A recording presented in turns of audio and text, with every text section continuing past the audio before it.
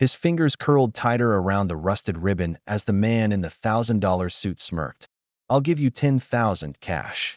Right now," the billionaire said, waving the envelope in the homeless man's face. "That's more than enough for food, shelter, and whatever else you drink away." People walking past barely slowed. Just another rich man mocking a beggar on the sidewalk.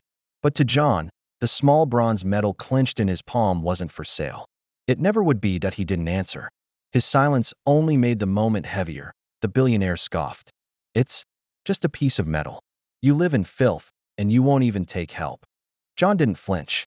His hands were dirty, his clothes torn, and his eyes worn, but his spine stayed straight. The metal caught the sun and glinted against his chest. A faint inscription along its edge. Operation Anvil 2004.it was the only thing he had left from that desert. People began to pause. Not many, just enough to sense something wasn't right. John had once stood taller than this. A staff sergeant in the U.S. Army, he'd led a small recon unit through villages where maps didn't exist and promises meant little.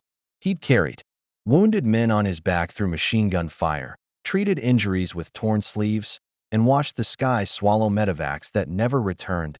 He still remembered the burn of the air in Mosul, the way sand would stick to sweat and blood.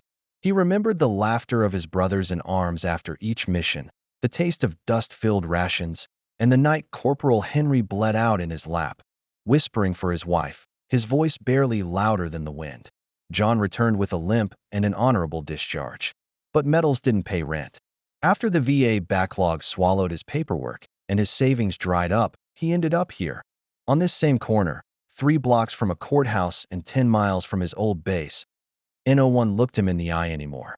Until today, the billionaire chuckled and turned to the growing crowd. Look at him, sitting there with nothing, pretending he's still someone. Still, John didn't speak. Then, from behind the man, a voice cut through the air. Calm, quiet, but unshakable. "Sir, you need to walk away." A woman in uniform stood tall, flanked by 2 soldiers in dress blues.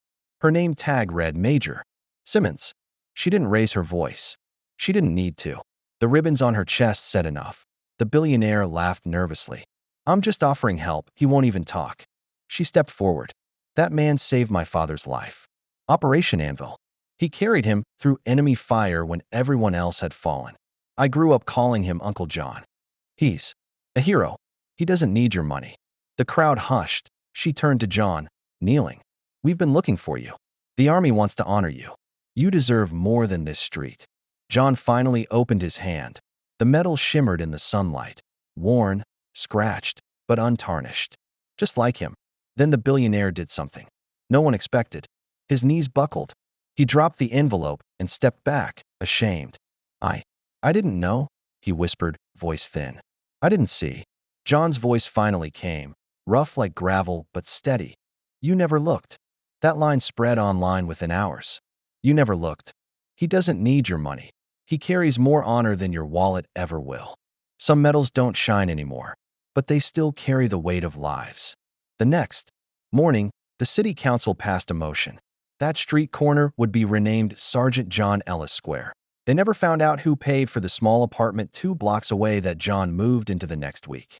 But the furniture was clean, the fridge was full, and his uniform, carefully folded in a shadow box, was mounted above his bed. Sometimes, the strongest men are the quietest ones. The ones who choose dignity over revenge, honor over comfort. John never chased attention. But that day, attention finally found him and gave him the respect he never asked for. If you believe some heroes walk quietly among us, unseen but never forgotten, drop a comment below telling us where you're watching from. Don't forget to subscribe for more stories that reveal the power of silent strength and unshakable honor.